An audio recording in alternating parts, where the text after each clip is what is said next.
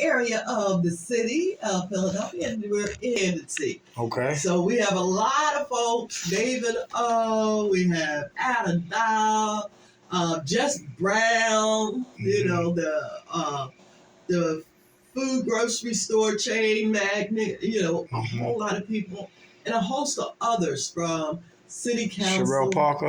Sherelle Parker. Yeah. Yes. So you'll have an opportunity in the community to, see and speak to these individuals. So that's going to be interesting, to say the least. So, one of the things that we like to do our person of the week, in Black history, and simply for today, on February the 15th, there's an event that does take place. Right. First, I like to thank God for last night's rest, this morning rise. You good? Thank God for His grace and His mercy. Mm-hmm. Grace is always giving me what I don't deserve, and mercy is not giving me what I do deserve, and for that, I'm eternally grateful. That's right. I want to thank you, Ms. Price, for having us back here today. I'm on the side. Okay, there we go. Mm-hmm. All right. And today, I like to talk about where I'm at today and where I think, the climate is for, our people, is the neighborhoods. But today I just got back from Jersey, Recovery Centers of America, out Mays Landing. And we had a group out there. We talked about the 12 laws of recovery. Mm-hmm. And those spiritual principles really had to deal with life in general. One principle we talked about was powerlessness will result in strength. I got to admit that I'm powerless over people, places, and things, right? Things that I want to be, if they're not the way I want them to go, I'm powerless. If I'm trying to move correctly and people moving incorrectly, so I think I'm powerless. If I think money is being allocated for the wrong things, I'm powerless over that. Valentine's was yesterday. Every day is Valentine's. There was a question was on the radio. They was talking about is Valentine's for men or women? I say for me it's like Valentine's is every day. Every day. Yeah. So I don't really get caught up in holidays. I know. It's like, love is never ending. It's eternal. Right. There you go. Exactly, right? Yeah. So I don't really get caught up. I was in the matrix, in the coma with the holiday calendar and all that. So I'm powerless, and I admit. See, it takes strength to admit that I'm powerless, and that's really important. And that way, for those if I have control issues, it alleviates stress, aneurysms, frustrations, anxiety, and doing things that's ungodly. So to admit that I'm powerless is really important. And the principle we talked about was humility versus honor. Got to be humble today. Got to be humble, right? And that means I don't know everything. I don't want to know everything. And for me to start to learn things, I got to be open-minded and be humble and take suggestions and take constructive criticism. I mean, that is so powerful, as a cue to anyone. And that's a principle that I try to live by pretty much all my life. And, at the moment of my awakening of who I am and, who I really belong to. Mm-hmm. And I knew it's just something. And remembering, my grandparents, my mom, and my aunts always telling them, don't ever forget whose child you are. Right. You're a child of God. You're His daughter. Mm-hmm. And knowing that and understanding that, I, remember all the Bible school and Sunday school lesson is that He is the Most High and He takes care of everything. And you not to worry, because the burden is not yours, it's His. Mm-hmm. Mm-hmm. Awesome. Yes. And a lot of those principles and jewels, right, they resonate today, because a lot of times I didn't understand them back then. No, you don't. Right. But as you grow and you live, Mm-hmm. and you experience life, and then the scriptures start to make sense, those profound wisdom epithets that your parents used to throw out and grandparents, it start to make sense. You follow me? Right? That's why they say plant the seeds and step back and let God do his job. Absolutely. Yeah, so being humble is really important. Like road rage. If I'm a humble brother, my mother said you could be dead right. Meaning that even though it's your turn to execute, but you gotta be a defensive driver. And that goes for life too. Everything don't need a response. You know what I'm saying? Pay attention to your surroundings. People might acting crazy and they might be disrespecting somebody else. You're next. Right. So right. So I really gotta be humble and stay open-minded and stay teachable until I die. You follow me? And another thing too about me, I was always a talker, always impulsive and obsessive and compulsive. So I never spent time slowing down to listen or to be humble or ask for help because I thought I knew it all. And you're not like alone there, and especially being a man, being a black man in this country. It's hard. And how would you engage someone in a conversation who is struggling with that? What do you think steps they would need to help themselves in the way that you found, guidance and motivation to curtail that inner chaos that calls you to like a viper? Wow, that's powerful. One thing I'll say this, kill what's in you so you won't kill what's outside of you. And people look at me like I'm crazy, but some people understand what I'm talking about. It's what's in that's causing us to act without. When I'm afraid of me, don't understand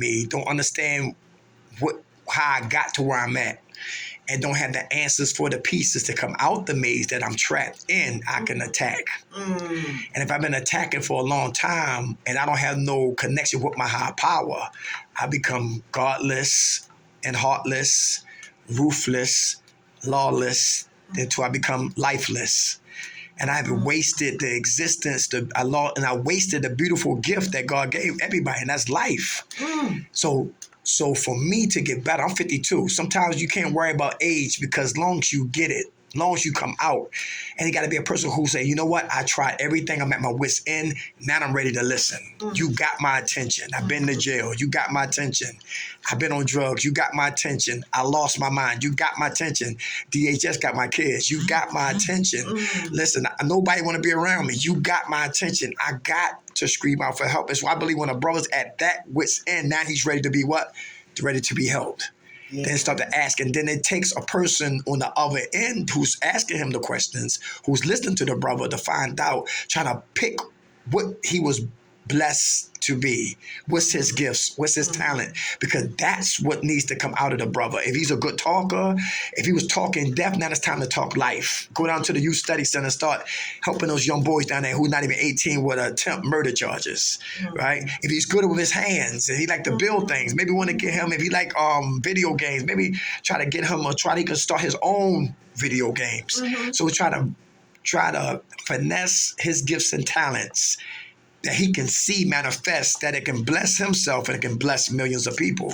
And that takes time. For a brother who was real, who's a thief, whatever, like now it's time, maybe he used to steal, like go in stores and steal. Now he probably want to own his own store. You follow what I'm saying? If he go cook, you gotta get him to get his own business, his own store, right? To bring the gifts out of him. Because the richest piece of real estate, Miss Price, other than Africa, is the grave. Because a lot of people went to the grave and took their talents with them and died right in that grave with their talents and gifts. You follow me? Absolutely. And it's, I love how you put that, because one of the things that as an educator, and I have students before me, and a lot of times, I've taught middle school all the way up to 65 adults. And who are troubled. Right. And one of the things I tried to, help them come to a realization is looking at your gifts, the God-given gifts that you have. You were born with these things. Yeah. But unfortunately, due to life experiences, you were sidetracked Mm-hmm. and you forgot those gifts. Because trust me, and I told them, I would say to them, you did not walk out of your mother's womb wanting to be a drug addict or a drug dealer That's right. or a killer. Right. That's not what you're aspired to do. Yes. But it's those life experiences that start to weigh you down. Then you start second guessing who you are because you forgot who you belong to. Come on. That's right. You know? Yes. And so when that happens, that doubt, that leaves room for the demonic forces to manifest that chaos inside you. That's right. And when that happens, then you find yourself fearful of who you are. And it's out of fear that you begin to react in negative ways that are not conducive to your health and well-being or your spiritual health. Right. So, that's like a conversation I go. And I find myself having that conversation no matter what subject. I am a student of management. But I could always be able to pull in that type of conversation when we start talking about, going into business and what your purpose is, and we start really asking, well, what is that purpose? So you hit it right on the nail. Praise God. That's truly a blessing, and it's inspiring to see a brother blossom. When he was like a minister of society, now he transformed. He did a 180, but that takes time. Yeah, that takes time, and that's why it's like. So you said powerless. The number one is services will result in a reward. It's like my mother and father always gave me good principles, morals, and guidance, but the streets gave me another angle. So my parents seemed boring at the time. I didn't understand that, but the streets was always exciting. So a lot of us as black men, not all of us, but a lot of us, we turn to the streets. But in the streets, even though we're doing wrong and doing the wrong thing, talking the wrong thing, and et cetera, and we get paid the consequences for it, right? A lot of us, we could use that experience, that's the negativity, and flip it for what? For positive. It's like when we look at Malcolm X. Malcolm sold drugs, pimped women, carried pistols, sold drugs, went to jail. Jail preserved Malcolm. And in prison, he got a religion. He met a God, took the conch out his head. And he became one of the most prolific black men to walk this earth right here, with studying nonstop, knowing the truth of who he was, like you were talking about, who God created him to be, right? Not a criminal. So he went from a criminal to a prisoner, to a minister, to a husband, to a father, to a martyr process. The caterpillar, the cocoon, and the butterfly.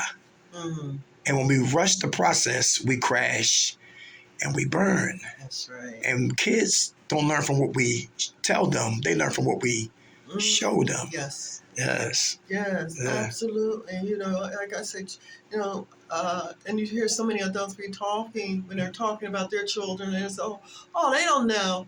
They don't know, and I'm saying this from experience when I've heard parents, and especially when we're talking about the drugs, and the parents, the mothers who had the little children with them going out, partying, and they going to the places, their friend's house, and they all getting high. Oh, they don't know what's going on. Right.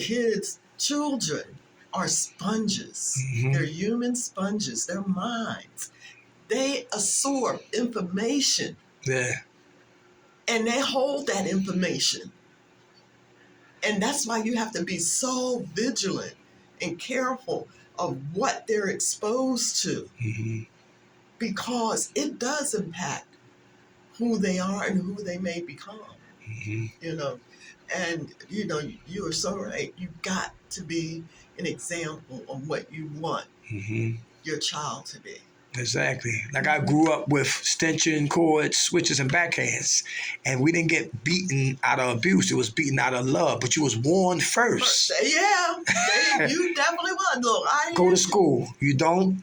Consequence. This there is you a go. consequence. Right. I was like, I definitely was not that. I had to say and laugh about it. It was one time junior high, I called myself was going to cut school. Uh-huh. And guess where I cut school at? Where? In my house. I went home because my parents worked, okay? I went home. I was so scared.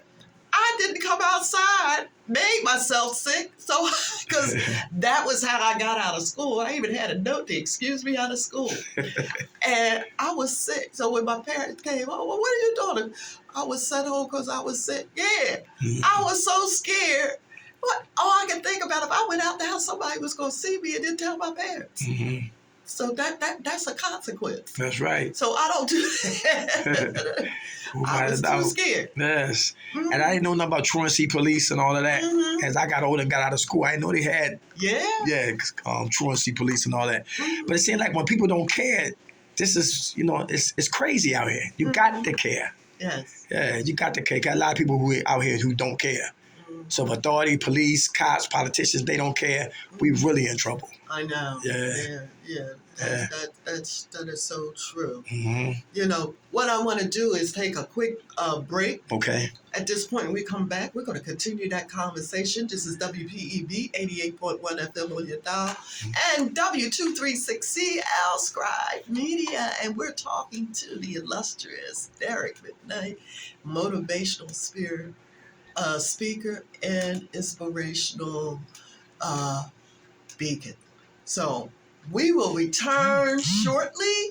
Hold tight. Hey, Facebookers. Hi, Deidre. How are you? Thank you for joining in.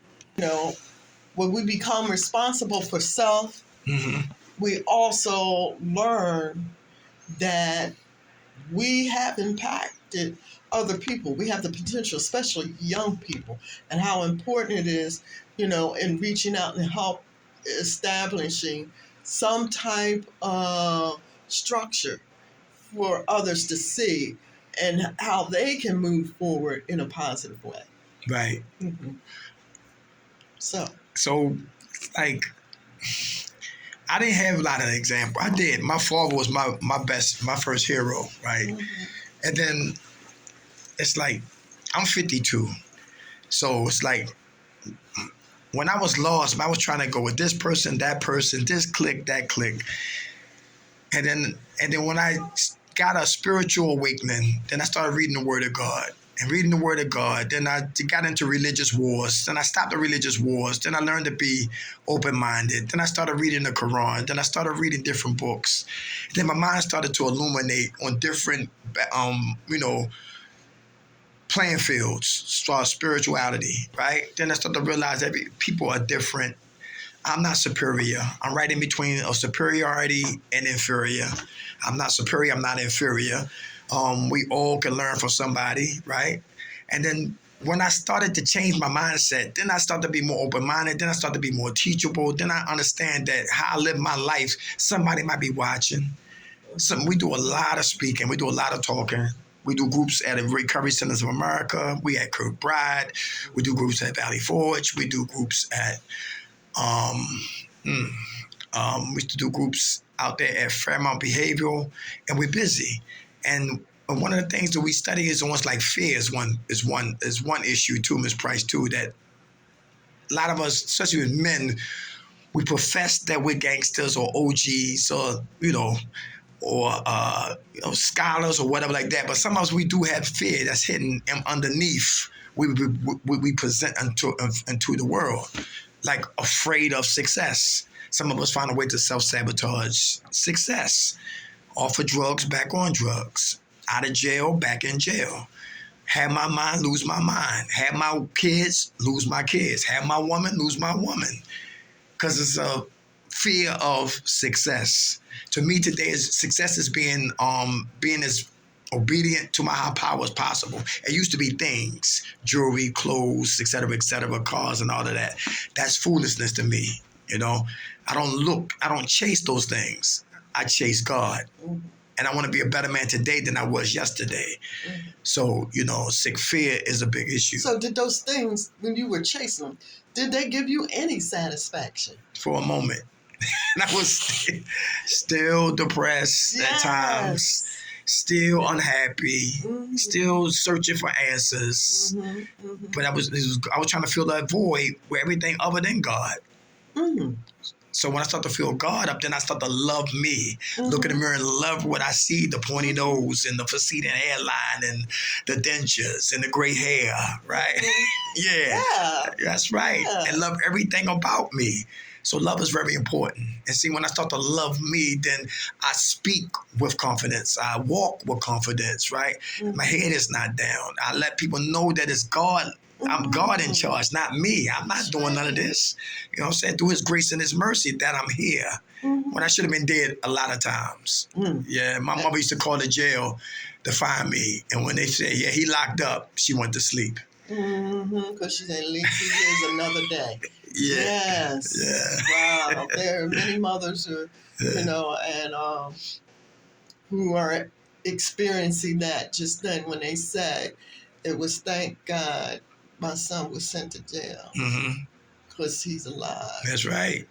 He's alive. And, it's a sad commentary, but it's just one of those little miracles of intervention that God's put in an individual's life. Because God knows, and he is the master conductor. He knows what's going on. And he can take that negative, as you mentioned earlier, and turn it into a positive according to his will, because he knows you have work still yet to do. That's right. That's right. Even if you're behind prison walls. And that was one of the things that Malcolm had discovered for himself. Back to fear. That's right. Fear of failure. That's right. If I'm afraid to fail, I will not try. Afraid of rejection. And I will only try things that I know I can really do. And that one, because see, fear running my life is not faith. Faith and fear cannot occupy the same space. They cannot be roommates. If faith stays, fear leaves. If fear stays, faith goes. So I gotta, feed my faith, right? Not my fear. Afraid of the fear of change. That used to be a problem too. I figured what I was doing was how it's supposed to be. And I was afraid to change. I didn't know how to change. So asking for help, asking for guidance, being open-minded, being teachable, get the seeds planted in the right situation, listen to gospel music. I was like listening to preachers and ministers and scholars, and everybody was just empowering me little by little. And I'm still open-minded. I'm still being taught and teaching. Yeah, that's really important. That's the blessing. And what happens as you begin to surround yourself with that group of people and putting yourself in an environment that's more conducive to what you envision for yourself, you start hearing almost like the same message. It's a positive message. It's a message of love. And love for yourself and love for your higher being to God. And then at that point, you start coming to a realization, well, hey, and I put it like that, hey, I know who my daddy is, and he's up there in heaven, and guess what? He's going to take care of me. That's right. I don't have to worry about a thing. And guess what? I know I'm human. Every now and then, new little triddles, like the spider try to come in and give me the doubt. But I said, Daddy, you said you would take care of all, and I leave it to him. That's right. That's them little doubts. We call them emotional termites. Yes. Because termites will eat up your house, but you don't see them. That's right. Yes, and emotional termites, they will eat away your insides to the point that, listen, you don't want to get up, you don't want to stand up, you don't want to clean up, right? Because you're beating yourself up, right? Yes, and I will hang around toxic people to feed how I feel. And that's another form of self-sabotaging also. Yeah. It's like, and you do. Because I think that was one of the questions, and a lot of times you hear that, and the fear of being success, the fear of someone not liking you, and for a lot of people, that fear keeps them where they are. Mm-hmm. Even when they are on outward, they are achieving success. Mm-hmm. But then that mentality is like, no, I got to be true to the homeboys and my people. And I'm not, let people know that I'm still the same person that they knew when they grew up. And they don't realize, no, you're not. That's right.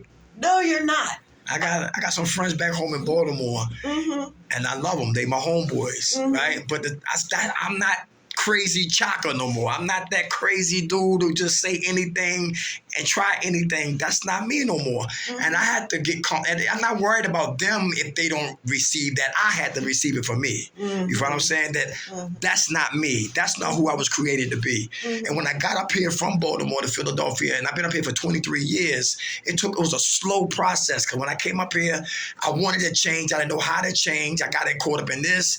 I wound up being on drugs, deep drugs, smoking coke, smoking weed, getting drunk, 8 programs, came out of it. Now I got 15 years clean.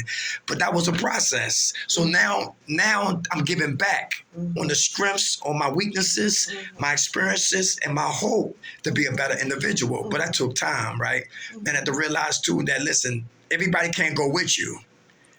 And I had codependency issues, trying to save people who didn't want to be saved. The cape is on, the helmet is on, the gloves is on, the boots is on, the magical belt is on. Trying to save people who don't want to be saved. And we call that dead weights. They don't want to stand up. But no, I want you to stand up because I have codependency. After a while, my arms get tired. And it's tired to lift a grown man up to take him places where he can walk himself. He don't want to. That's right. And, because a lot of people don't want to do the work.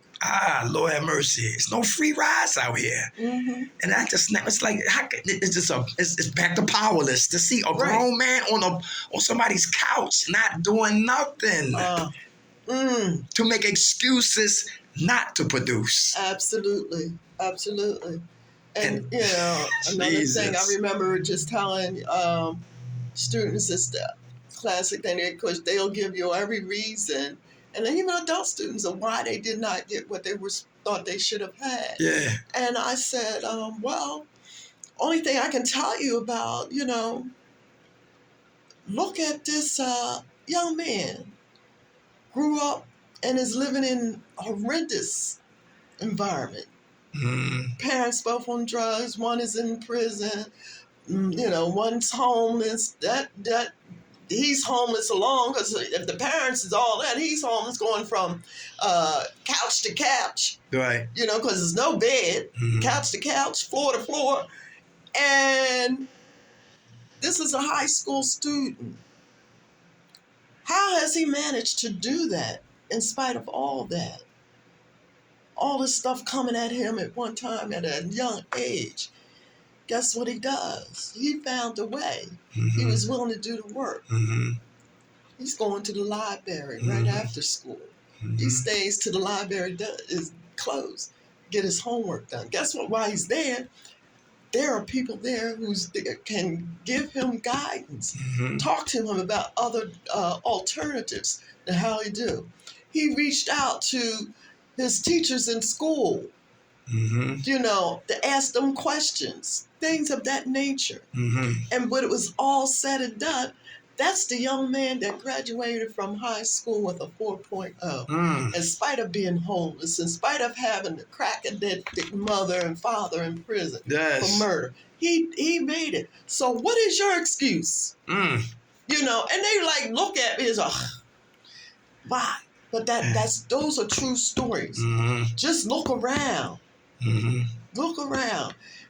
But like I said, people sometimes just aren't willing to do the work because of that fear. We had a recovery ball, and the lady who high school that's middle school that's across the street from the school district board. I'm a science, technology, and something. Right. Yes, and we brought her, gave her an award, and come to find out they had 2 basketball championships without a gym. Incredible. 90%, 95%, I think 98% of our kids, they graduate. They got a high graduation rate. They come, and a lot of them graduate, they go on to college and have careers. It's because they have a principal, a CEO, a founder who cares, who's an educator, who educates, who won't settle for less, won't let you have that woe is me, that playing the victim mentality, that you're going to get up off of it. You're going to come here to learn. You got black men teaching more than just sports. That's right. In the gym teaching you a cook. No, he teaching science, and he teaching history, teaching geometry, major courses. Yes. Right there across the street and the school district would even reach out to help her. Because that's a black woman doing it with black children and black men.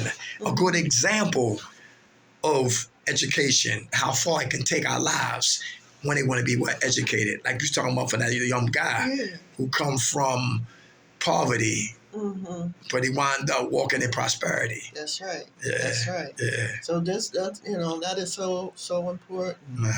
It is that. So for our black men, like I said, it is challenging. Yeah. Because there's so much, that's coming at them. And no, they don't know where to turn. And like you said, all they need is one slip, and then it doubles the challenges, how to overcome it. One of the things that's coming up, like with past incarcerations and stuff like that, and when the young men or older men, they come back into society, they're still having repercussions. It's like, I thought I paid my dues. I'm a changed person. They said all I had to do was X amount of time. And in some cases, make restitution. I did all of that thing. But why can't I move forward? What's going on? What would you say to someone like that? Recognize your enemy. Study your enemy. Who is your enemy? We know the enemy is ourselves when we look in the mirror. But a bigger enemy other than ourselves is I would say supreme. I would keep it straight. Capitalism and racism. Two enemies. Society has always looked at black men as public enemy number one. When you look at that right there, we're already behind the 8 ball. So when you understand the enemy, then you can't make excuses and play the record like I used to play the record. The white man is stopping the black man. The white man is stopping the black man from elevating and all that. I stopped playing that record. No, it's me who's stopping me from getting to the point. It is a hand behind the curtain that manipulates, that engineers, that orchestrates our demise. It was a story in California, I forgot what country that was in, what state that was in, that they left guns on purpose on the train tracks in a predominantly black neighborhood. Wow. Right, guns right in the train tracks. And of course, we as blacks, we investigate what's going on in our hood, open it up, then boom, there's guns. Yes. So it's like Satan always throw the stones but hides. Yes. Oh, wow. Right. Yes. So study who you study. So study yourself. Study. First of all, for any man probably to change, it's like I said, a Muslim brother know he got to be on his thing and pray and have an iman to lead and guide him. If you're not Muslim, then you with the word of God, you go to church and you get yourself a good teacher, Bible study, and be led on how to be a man. If you're on drugs, you get the NA text to teach you how to stop using drugs. The word of God is my AK-47. The NA text is my 9mm. Both books, the clips is always loaded. Ready for what? War. How to stop using and how to become a man. When we talk to women, tell women like Proverbs 31, the virtuous woman, how she thinks to how she walks. Everything we go through is in the Word of God. I have worked on lust issues, David and Bathsheba, Samson and Delilah. I talk more than I listen. James 1, verse 19, be quick to listen and slow to speak. The anger issues, righteous indignation, okay? Murder, police brutality, that calls for a response from the community who had enough. You find what I'm saying? But it's all in righteous indignations, right? It means that we cannot ante up and go to war against the government. We're going to lose. So you got to be smart. You follow what I'm saying? You got to understand who's the best to give karma. God is. Who's the architect to put our lives back together? God is. Who's the one can take us out of deaf hands and put us in life hands? Nobody but God. Who will give us a mind of what? To be an owner, not a consumer. Nobody but God. So if that's the case and that's the answer, then I got to start reading, studying, applying so my six thinking can start dying. I got to read, study, and apply so stinking thinking can die. Find you in the Word of God. Find you in the Quran and line your life up. And then you start to change slowly but surely. Then things outside of us won't even matter because we already know it's me who was slowing up my progress. You know what I'm saying? So you got influences and all of that. When I found out about Bobby Brown and Whitney Houston, Bobby Brown, I thought out of ignorance, that means not to know, I thought Bobby Brown introduced Whitney on what? On coke and drugs. It was Bobby's brothers. I'm sorry, it was Whitney's brothers, right, that was doing it, and they put her on the coke and the weed smoke and stuff like that, right? Is that a lot of people didn't know, and it was funny because I've had, at that time, and I was having, it was conversation that people start talking about. First, when her and Bobby hooked up, and was, oh, Bobby, he gonna bring her down. I said, y'all don't know Whitney. Right. There you Y'all go. don't know Whitney. Right. And people look, look. See, I didn't know that. I thought she was the, we all got issues. Yeah. Y'all don't know Whitney. Right. And then as time went on, and when it all was said and done, people started realizing, oh my God. And the first thing you realize that, first of all, she was older than him. Okay, I didn't know that. Yeah, she's older than him. She was like about a good 7 years older than him. Okay. So when she was hitting her, well, she was in her 30s, he was just hitting his 20s.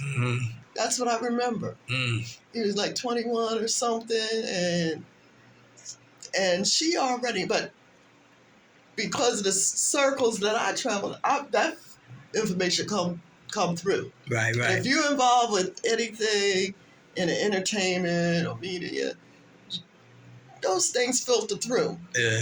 And you hear those things. Okay, I'll just watch and see what happens. Yeah. And sure enough, this is what happened. She got 22 American Music Awards, 16 Billboard Music Awards, 2 Brit Awards, 2 Emmys. What's that? 19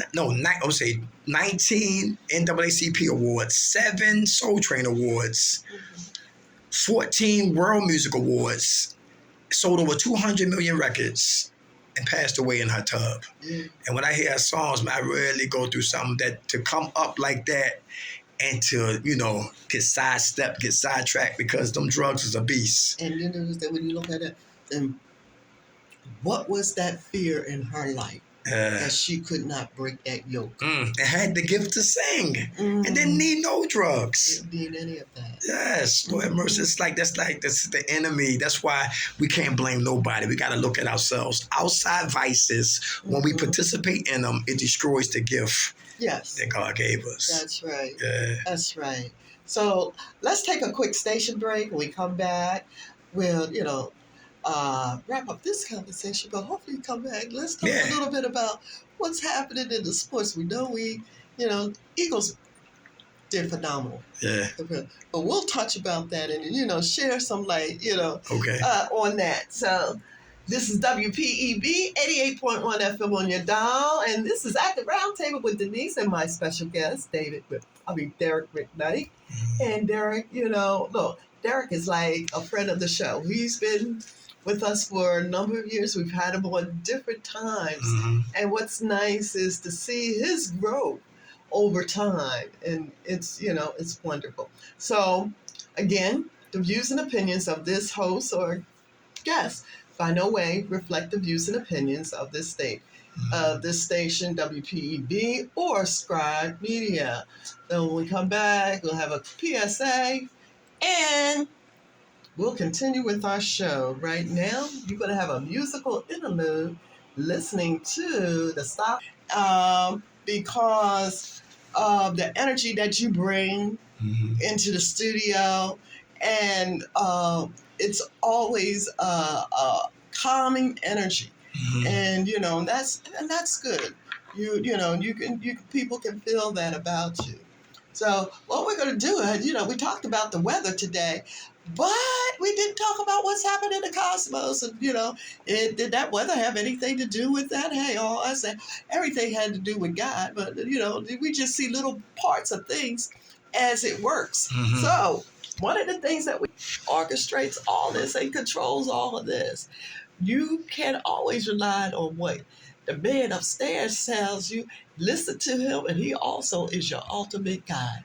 And that, folks, is what's happening in the cosmos today for Wednesday the 15th, 2023. And you can want more about that, you can go directly to georgianichols.com. Okay, so here we are. It's been fact. Just something we look at. Just switching gears a little bit with the sports thing, and I know you're kind of a sports advocate. A little bit. A little bit. You keep track of what's going on in sports. Well, the Eagles, they didn't get the grand prize, but hey, I tell you, they had a phenomenal season. Yes, they did. What would you say? I agree. Honestly, how do you think they're going to fare as they go into preparing for the next season? Yeah, well, I hope they don't break the team up. That's one. That's the thing I look at. It seems like Philadelphia has this history. They get a good team together, they start trading people. Yeah, trading people. Yeah. Keep your core together. There you go. That's right. I don't understand that, so we'll see. Yeah. We'll see. Yeah. And those who lose together start to win together. Right? And sometimes lose is good. I mean, sometimes to lose is good. When you win, you don't know how to lose. Right. So losing is good. It prepare you make you a better ball player, a better Absolutely. team. Yeah. Absolutely. So they're going to be good. Yeah. Yeah. And the Sixers, they seem to be, holding on. They're having some little hiccups. LeBron. Yeah. Congratulations. Yes. Yeah, he got the award for all-time score. Yeah. Over Kareem Abdul-Jabbar. I know. Yeah, Isn't that was that a blessing. something? That was good. And what's interesting with LeBron is that in basketball years, he's an old man. Yeah. Considering. Right. So this is what makes it so phenomenal. Still jumping out the gym. Yes. Yeah. I just don't like when they do all the comparisons about Michael Jordan. Oh, total different thing. Yeah, right. He's not, you can't, my husband and I, we have those conversations too. We talk about, you can't compare apples with oranges. Right. Positions, another position with someone else. They are good in what they did. There you go. He's good in what he's doing in that particular position. There you go. You can't say this. Yeah, that's the media. Yeah, I know. Yeah, hype up. Yeah, division and all chaos and all that. They keep the ratings going. Who's the better? Michael? Come on now. It would be another Michael Jordan. Oh, no. Yeah, he's good. Yeah. But, that Michael Jordan was doing something a little different. I just thank God I was able to see him play. That was a blessing, yeah. But big ups to nothing to take away from LeBron James. I just don't like the comparison. I mean, they both good ball players. Yeah, they're good. Yeah. They're all good. And like I said, they were good for the positions they played for and in the era that they're playing. Right. So you can't, especially when you try to compare from different eras. Yeah. You could never prove or disapprove what you're saying. Right. Because y'all not even in the same space and time. Right. So, and I believe, one thing that makes it so special with Michael was that he really didn't have nobody to play. They had people playing, but pieces had to come later. Oh, wow. Yes. You said that because that was something with Dr. J and Kareem. Right. All of them guys, they talked about that. They said if Michael actually came during the time, it would have been no contest. Like Magic. Like His Magic. first year, Yeah. a championship ring. Yes. And he had to play center. I think they were playing the Sixers. Yeah. Is that because they had the players? That's right. Right. They had the players. Right. The kind of ball that they were playing. Come on. It's no way. That's right. Michael could have. Took him 7 seasons. Yeah. Took him a long time. To get one ring. To get what he needed to do. That's right. Yeah. So those are things that you look at, and, people. But I'm looking forward to, next season, and hopefully, the Eagles will stay on their track. Right. To their success. It's Jalen really Hurts. good. Jalen Hurts, Humble brother. very humble Yes. and spiritual. I love, and what it is about that whole team. I picked that up from the whole team. Mm-hmm. When, conversations they had during interviews and they talk to people, they begin to talk about their spirituality and their faith. Right. And it's like, yeah, we're doing this, but we're thanking God that He allowed us to do this. That's right. And that's good to hear. Well, one of the things that happened on Good Morning Fox, Channel 29 in the city, Mike Jarrett, that station and everything, yesterday they were talking about, we didn't get a parade, but they came up with the idea, we're going to have a parade anyway. So this morning, leaving from in front of City Hall, right where the Ritz-Carlton is and everything, they decided to form a parade. They brought out a drum line. Yeah. I can't remember what that group, who they are. They started it all. Mike Jarrett, a couple of, tech people, camera people, and they encouraged people to come down to City Hall, and we're going to march to, what was it, Wells Fargo? Yeah. Wells Fargo Center, and we're going to march just to show how much we appreciate Jalen Hurts and the team. Yeah. And they did that today. And they did that this morning. They started about 8 this morning. Okay. And they got down there by 10. Because they had to do everything before the news went off. Right. And they made it. What was interesting was nice. This woman, 74 years old, she started out with them up. She met them at City Hall, and she told me, I'm 74. I don't know if I'm big, but I'll try. Guess what? She made that journey, walked all the way down there with them. So it was nice. They wound up having a crowd of at least about 50 people. Good. They picked up a police escort somewhere about when they got to Broad Bay Bridge. Okay. And so it was really nice. And they just, the people got to talk about what they loved about the team and everything and our appreciation. So this was our parade, for the Eagles. Even though it was no official one, they did that. So, that goes to show you how special that group of players has become. That's right. In doing stuff. So, yeah. And Maya Angelou, like you told me, you might forget what somebody told you, but you never forget how they made you feel. Absolutely. Yeah, Maya Angelou. That's right. Yes. Absolutely. Yeah. So even though they lost, they still winners. They're still winners. That's right. In spite of that, that's so true. Wow, I tell you, time is going by so fast. It is 6:20. But as I always say, when you're having fun, hey, it's okay. And you know how we do. We go with the flow. We talk about things that's happening, within our community and in our nation and even around the world. Prayers go out for those victims in our Syria and Turkey who had that earthquake. Yes. The last count was something like 42,000. 42,000? Yes. Jesus. Have, died. And it's, it's sad. And our prayers go out to them and that, those communities are able to, get back on their feet, as quickly as possible. And when we talk about the miracles of God in life, and yesterday I saw, they said in spite of a whole week, they were able to pull out this mother with her newborn baby. And that's great. They said usually what they tell you after 72 hours, the hope of any survivals has dropped. Mm-hmm. But now, and it's more of what they say reconnaissance, just, trying to just find the bodies. But they're still finding survivors. Praise God. That is amazing. Yes. So we're going to look forward. As always, we try to give you information for your body, mind, and soul. And on this day, we got to talk about for our bodies, because if we don't take care of our bodies, we